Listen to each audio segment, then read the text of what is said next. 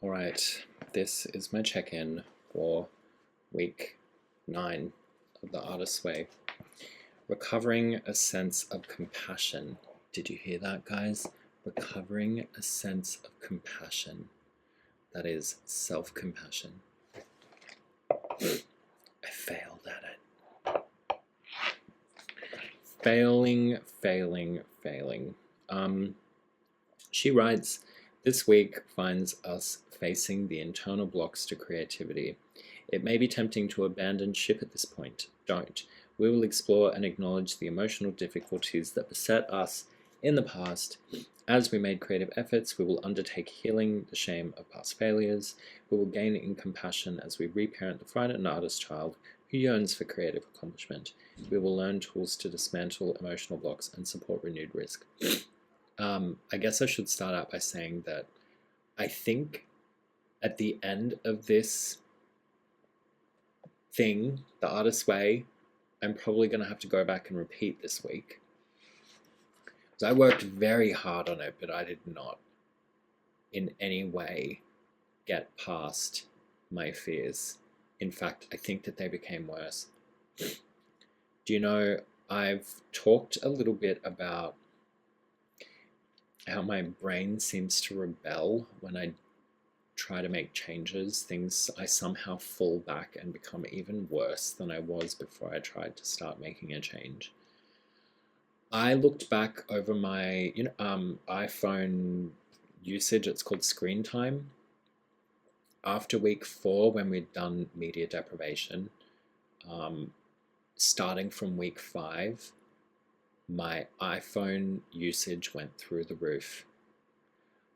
Before doing media deprivation, reading deprivation week 4 or whenever it was, my average iPhone usage was like 3 hours a week. After that week of attempting to do media deprivation, my iPhone usage went up to 9 or 10 hours a day. Like, I don't understand. Like, of course I wasn't aware of it. It was just happening. But this is the part that I get really frustrated with trying to make changes. And she does talk about that. So let's go through the readings. The first part of the essay is talking about fear. And she basically says, procrastination is not laziness, it is fear. And for the most part, I would agree with that. There's obviously other disorders like ADHD, which complicate that theory, but for the most part, I think I agree with it. Enthusiasm. This part of the essay talks about how you can't force yourself or strong arm yourself or, discipline yourself into creating art. It is better and more sustainable to find your enthusiasm for what you're doing. And enthusiasm comes from the Greek word filled with God, apparently. So enthusiasm means tapping into the flow of life itself. We talk about creative U-turns. I have several in my life. I might not have enough time to talk about them. I'm sure that you have many as well. I have talked about one previously, which is when, at the end of my honors year, the feedback came back on my project. What does it mean that you're creating these images now that AI can do it in seconds? And I didn't have an answer. I still don't have an answer. That is probably going to take me, a long time. What are artists supposed to do now that AI is able to do what we do in seconds? What is the answer to that? There probably isn't one. That is my biggest creative U-turn. We then talk about blasting through blocks. This is an interesting writing exercise. And so there's the blasting through rocks exercise, and then there's only 4 tasks this week. I didn't get a lot of creative work done this week. In fact, I got none. I think there's something, I still need to get to the bottom of it, but there's something going on with my mind where whenever I try to set myself these tasks, my brain somehow rebels and I end up doing even less than I had done previously. So with the 5-year plan, I had the week goal of finishing a painting this week. And the result was that I painted 0 hours. So I did not succeed in getting through that block of fear. I did not succeed in trying to understand what it is, sitting through the discomfort. None of it. I did none of it. What I did do this week, though, is spend the exercises. There's only 4 tasks, so reading through the morning pages, because I do document now on my iCalendar what I'm spending my time on every week. I block it out so I know. That task in and of itself took me 4.5 hours. So I think in total I spent 15 to 16 hours this week just working on the artist's way. So that's like the majority of my spare time actually was just working through these exercises. So it is possible that I also didn't have the mental energy to sit down and do anything. But I do know that I am still very afraid of painting, and I have absolutely no reason to be afraid of it. I'm not even sure, like, nothing's going to happen if I sit down and paint. I do know that I didn't do it. The visualizing exercise was good. I think that it does give you just that little bit of a boost in the morning, so that you can be very clear about what it is that you're working towards. Priorities, great. Creative U-turns, also a great exercise. But yeah, I mean, I really just feel like I absolutely... This week was a U-turn for me. That's the best way to describe it. I completely U-turned on all the progress that I've made over all of the other weeks this week. And I can't for the life of me figure out why this keeps happening. I did watch this Diary of a CEO video. It's called Number One Neuroscientist You Can Change Who You Are in 30 Days. It's Dr. Lisa Feldman Barrett. And she talks about the metabolic cost of doing things. So if you think that getting out of bed really early in the morning is draining, it physically is. And you only have a certain amount of energy to expend every day. So, going to the gym, although that's really important to me, is actually expending a lot of energy. And I only have so much energy during the day to be doing things. It's really making me reconsider my priorities.